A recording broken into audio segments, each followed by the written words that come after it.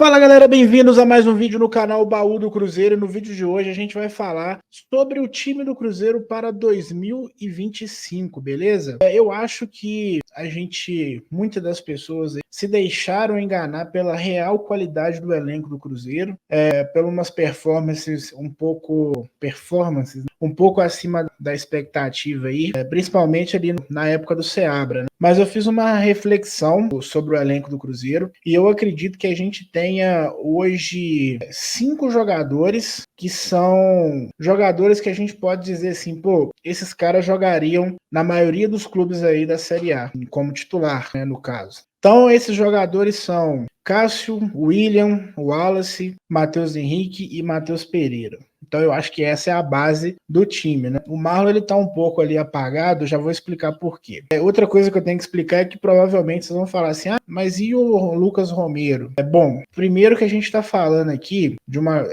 minha opinião, né? Então, minha opinião às vezes vai ser diferente da maioria. E aqui, não é que o Lucas Romero não sirva, e nem outros jogadores aqui não sirvam para o Cruzeiro. Eu estou falando de jogadores que têm qualidade, na minha opinião, para a gente começar a pensar numa espinha dorsal de um time titular para o ano que vem. Eu não estou falando que o Lucas Romero talvez jogue mais que o Wallace. O Wallace até hoje ele não mostrou o futebol que credencia ele a estar nesse time, mas é a minha opinião e eu acho que a questão do Wallace é tempo, adaptação mesmo. Eu acho que cedo ou tarde ele vai demonstrar isso. Então é uma coisa mais de opinião, mas se você quiser trocar o Wallace pelo Lucas Romero, na sua avaliação não muda muito, porque eu acho que continuam sendo 5 jogadores ali de elite, beleza? Até porque tem que jogar um ou outro, né? Eu usei o esquema base 4-3-3 porque é o esquema que o Fernando Diniz gosta de usar. Então, a gente começa o ano de 2025 precisando de 5 contratações para o time titular. A gente precisa de 5 jogadores melhores do que os titulares que nós temos hoje. E aí, no caso, você, mas o João Marcelo, mas o Zé Ivaldo. Galera, a gente tá falando aqui de subir de nível. Tá? A gente está falando de brigar por títulos, o Cruzeiro vai ter 300 milhões de reais para gastar aí mais ou menos, então a gente está falando de subir de nível, desapega de jogadores que ainda podem dar frutos para o Cruzeiro, a gente está falando de chegar, vestir a camisa e jogar, beleza? Eu acho que talvez o Cruzeiro contrate só um zagueiro, mas eu acho que precisa de 2, mas o ataque ali é inegociável, todo mundo ali precisa contratar, a gente precisa de 2 pontas e um centroavante, né? Então, sobre o Marlon, a situação do Marlon, né? Eu acho que o Kaique é melhor do que o Marlon, não muita coisa também, eu não sei, a gente não vê o Kaique jogar. O que acontece? Aqui tanto faz quem vai jogar e quem não vai. Eu acho que os dois estão muito próximos ali, eu acho que o Kaique é melhor, mas é menos experiente. E também, por que eu não coloquei essa posição vazia? Porque eu não acho que o mercado tenha opções tão melhores do que as nossas e não acho que seja prioridade de contratação nesse momento. Porque aí entra a crítica que eu fiz ao Matos nessa janela. Eu acho que, por exemplo, quando ele traz 3 volantes, e um desses que é o Peralta custa 3 milhões de dólares e a gente vai terminar um ano sem um ponta de velocidade, eu acho que isso é uma leitura errada do elenco. Então, se você tem 2 laterais ali, na média, né, do futebol brasileiro, não há necessidade de você fazer esse investimento agora. Você tem que focar no que é mais problema, né? Então, o Cruzeiro tem ali mais ou menos 60% do time, né, para começar a temporada.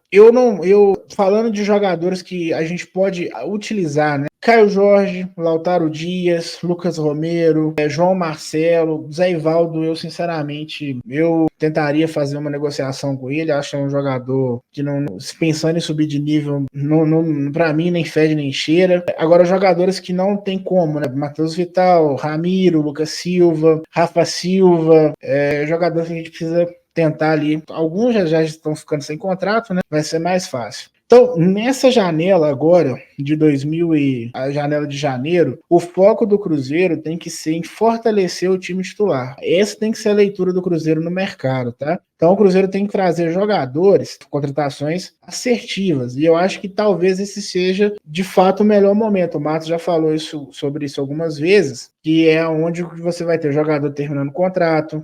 Dificilmente o cara vai querer sair com a temporada em andamento, porque, né, tem título sendo disputado e tudo mais. Então muita coisa ali está em jogo. Então, talvez agora a gente consiga fazer contratações melhores. Então, a espinha dorsal do time a gente tem, e agora a gente precisa trabalhar para poder montar o time completo. E aí, a janela do meio do ano e a próxima janela do final do ano é a janela que a gente vai qualificar o elenco, o nosso banco de reservas, né? E aí, talvez você vai ter, aí que seria o momento de você contratar talvez um Peralta, um Jonathan Jesus, que são jogadores que, para desenvolvimento, né? Mas o Cruzeiro hoje precisa de contratações com mais urgência. Eu acho que o Lucas Vidalba, né? A gente está falando aí de 3 jogadores que têm fim de contrato em Barreal. Eu já falei que eu não manteria pelo valor. O Lucas Vidalba, pelo valor, eu manteria. É um valor muito baixo e é um jogador que pode ser útil para elenco. E o Gabriel Veron, acho muito difícil de manter por exemplo, se a gente contratar um ponta para jogar, fica difícil dele jogar no ano que vem. Ele teria menos tempo, então isso meio que brecaria o desenvolvimento dele, né? Então é uma escolha que o Cruzeiro tem que fazer. Se fosse em outra situação, talvez desse para manter, né? Tem que ver a condição aí da negociação com o Porto. O Wallace é um jogador que eu acho que é o que vai mais surpreender. Eu tenho muita expectativa nele, sigo tendo muita expectativa nele, apesar de muita gente não gostar, né? Mas enfim, a gente ficaria com um banco qualificado. Você teria João Marcelo no banco, Kaique, Lucas Romero, Caio Jorge, Lautaro Dias. É um banco que vai, né, dando uma melhorada ali. E aí, para o time principal, para o 11 inicial, a gente precisa desses reforços, né? A partir do momento que você montou ali os 5 que faltam, aonde o Cruzeiro tem que ir? Tem que ir na reserva do William e na reserva do Matheus Pereira. O Cruzeiro precisa de contratar 5 jogadores, 5 para o time inicial, mais 2, pelo menos, reservas. Um do William e outro do Matheus Pereira. Então a gente está falando de 7 contratações na janela do começo do ano, pelo menos. Porque como a gente vai perder mais jogadores, né? Por exemplo, você vai perder muitos jogadores em final de contrato, você tem que repor isso aí também. Então, por exemplo, o Christian, que está vindo aí, está vindo para a vaga de um dos volantes que vai sair, Ramiro e Lucas Silva. Ou talvez os dois saiam, né? Então não é um jogador pensando em elenco. Mas não é um jogador que substitui o Matheus Pereira. Então tem que ter mais um e mais um para o William. Então acho que o grande segredo, a chave do sucesso para a próxima temporada é o planejamento baseado no time titular, para que o Cruzeiro seja competitivo, principalmente nessa primeira parte do campeonato, onde que a gente tem ali Copa do Brasil, que a gente precisa avançar, se Deus quiser, uma Libertadores também. E assim que terminar os estaduais, você procura ali uma outra oportunidade também para qualificar o elenco. E no meio do ano você faz umas contratações pontuais ali, né? Talvez para suprir lesão e etc.